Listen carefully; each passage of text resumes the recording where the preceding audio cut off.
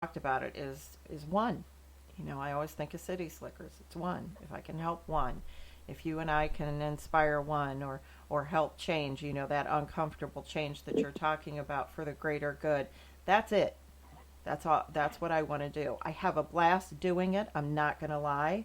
I learn from doing this, but it is uncomfortable at times because I feel a sense of responsibility as well. And I don't want to mess up, like you said. You don't want to mess up. Why do they want to hear our story?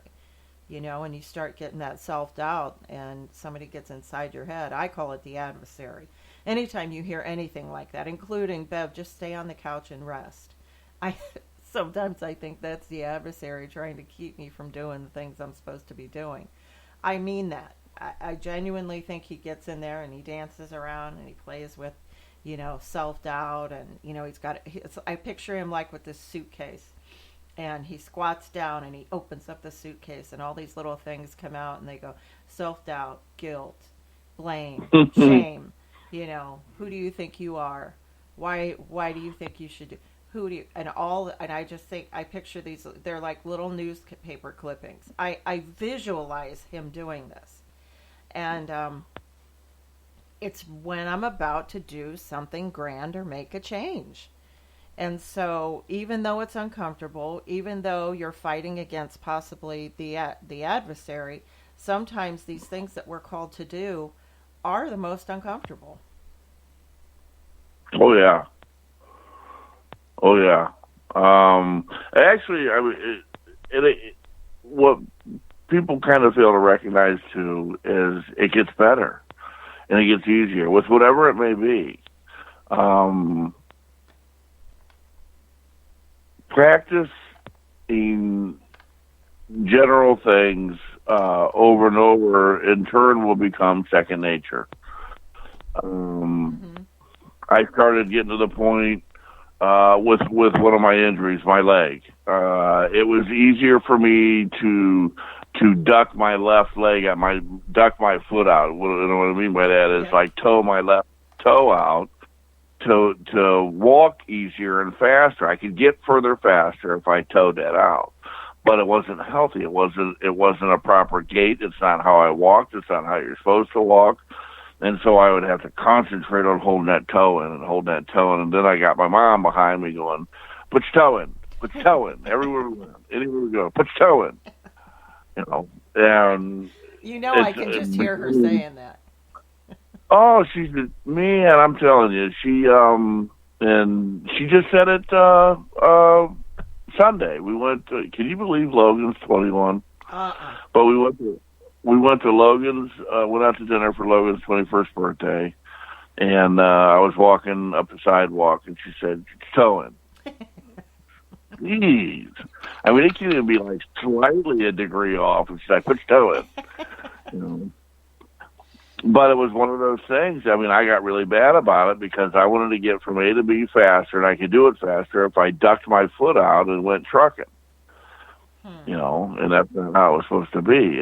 It's some of the littlest things that if we practice becomes a second nature. And I don't ever want to say, practice becomes perfection, because there's no such thing. Right. There's no such. I kind of despise that word. I almost said hate, but I don't hate anything. I don't think anymore. But I think it's a word that can destroy a human being's in self. Mm-hmm. There's a difference between setting a high bar or a high standard and setting this proverbial perfection line. Right. And I can promise you this: if you do one, will more than likely kill you earlier than the other. There's nothing wrong with setting goals and a high standard for yourself and things of that nature. But on the same token, like you said, to change, you got to do something, man. And you got to do things that you're super uncomfortable about. Another perfect example, April 29th of 2015, 3 days after Dad died, I was this, and it was pre-planned before this. This is, I was asked to do this a few months beforehand Mm-hmm. to speak at Cuyahoga Falls High School. And mind you, I was early in recovery, and I was there to speak to some parents about kids and behavior and tricks of the trade and so on and so forth. Because in all reality, a lot of people are naive to certain things, and that's okay, Mm-hmm. you know. And I showed up, and my judge knew and heard that Dad passed away, and he was physically upset. Yeah. He got all emotional and this whole thing. And this is right before I'm going up to speak. I'm like, listen, I can't have you upset, before I go up there. Yeah, and then again it goes, and immediately we're so trained in a sense. I don't know if we're wired that way or what, to immediately go back to self. You can't act this way because it's going to mess me up, you know. Wow, Todd. And I was able to still do it with a sense of confidence at the time, and be able to hold it together emotionally for what I was doing at the time. But it was very uncomfortable. He said you didn't have to come, Todd. What else was I going to do? Right. There's times when you're talking and just your inflection and tone, it just reminds me so much of your dad. You can't cry, it'll mess me up. I can just hear him. And, well, that whole perfection thing, I came up with that quite some time ago. In my head, the perfection is poison. And while it is a word that's allowed to be out there and she gets to prance around and she's this beautiful word, I love all the letters in the word perfect. But it's an expression. I used to try to be that, and I used to think, and that was one of the things, when you think you're perfect or you're striving to be perfect, that's the worst part about falling apart, because then when you do fall apart, as I did a couple of years ago, and internally, and again, Todd, nobody, it's for me, it's like it's its own addiction because no one else knows I'm doing it. So nobody else really knew just how bad and torn up I was inside. But, because you put on that face, you go to work, you do everything that you possibly can to be what I'm considering perfect and or normal. But really, it was even making me feel worse because then, like I said, the little adversary with his little bag of, goodies and tricks was just all over the place. He was having a party.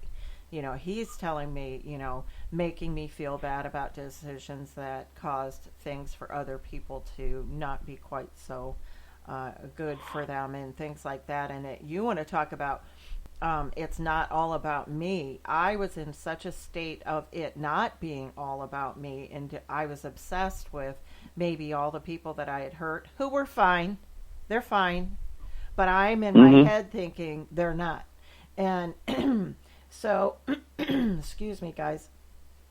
But what I'm getting at is because then when I did fall, because I was so far from perfect, and I know you and I see we get talking and stuff. But I mean, that is where that book, Purpose Driven Life, saved me, because he talked about how great it is to be imperfect, how great it is to be broken, how wonderful it is to be where the only place you left to go is up. Scrape yourself off the floor, do something kind for someone else, talk to somebody else who's broken and hurt. And I loved that little meme I found yesterday about, when somebody's broken and they're hurting and they're helping someone, that isn't just help, that's love. And, I tagged you in it because I know, Todd, that the way you present yourself, and we don't see each other enough, but just seeing you, and if you will, your gait and the way you do carry yourself and everything, I know that I'm amazed by it. I'm amazed that the strength of that. But you know what else I know? I also know that it's hard work, and that it isn't like you don't feel like you're all the way there yet. and you have to work at this thing every day.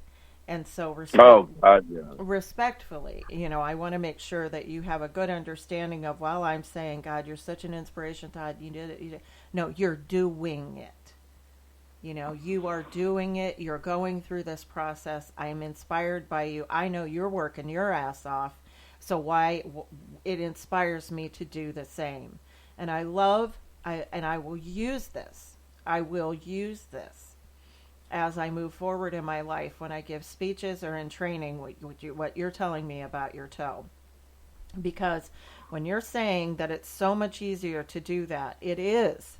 There are things in our life, and this is just right where I want to be with this conversation, is that it's comfortable.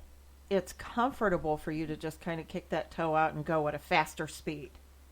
You can get there, and it's faster to do it that way. It feels better to do it that way. But nobody said this was easy. And so if I use your duck toe story, and I think you can just hear, like, I am just about ready to explode, that's what it is. We have to do what's uncomfortable sometimes for the greater good, and it doesn't feel good, and it's hard work, or it's scary, or like you said, it was all fear. The adversary, boy, that's a big old one. He loves to take out, and he kind of shakes his little banner. You're afraid. You can't do this, Bev. You can't do this, Bev. Yeah, I can. Get back in that suitcase and shut up. Take your bag and go somewhere. So that's where I am. When it's uncomfortable and it's for the greater good, and you think I should be doing that greater good, better thing, but that's more. It's easier just to be over here. It's easier to kick my toe out. It's easier to stay at home and not put myself out there. But the uncomfortable, God wants, whether you are a believer, listeners, whether you believe in God, please believe there is a universe, and that the universe is calling you, and that there is something greater than you. That's what I'm talking about. Mine is God. And I can hear a voice, just like I replace it with my dad's voice. And, you've got this, honey. I'm going to get choked up. But you go ahead and you do that, and you try that. And it's just like you said, Todd. Here's what I know 100% how it won't work. You go ahead and stay home. Stay home, Bev. Be safe. Be comfortable. And that's not the way it's supposed to be. No, and I tell you, one of the hardest things in my life up until this point that I have done, and it's been the most amazing outcome because of it, because of my reliance on God, or however you want to put it, God, good orderly direction, whatever it may be. And I blocked myself from it because I wanted to do things in my way, self-will type of way. And that little subject is, and it's supposed to be the closest person you're with. One of the hardest things I've ever had to do, and doing and working on still to this day, right here, right now, is being brutally honest with your significant other. Wow. In all honesty, like, we've had a scenario and stuff we've been going over, and but we've talked about it, even if it was stuff you didn't want to hear. Yeah. She had gotten to the point, because I was being such an ass, she was in a sense distancing herself, and she flat out came out and said, I don't want to be around you. Wow. You know how hurtful that was? But the same token was, there was a why, and there was a my part in it. And an apology or an amends is not just words; it's an action. Mm-hmm. How many times? You know how many times I said I was sorry when I was drinking, and probably meant it for like 6.7 seconds. Right. It's when you follow through and I still fall short on it.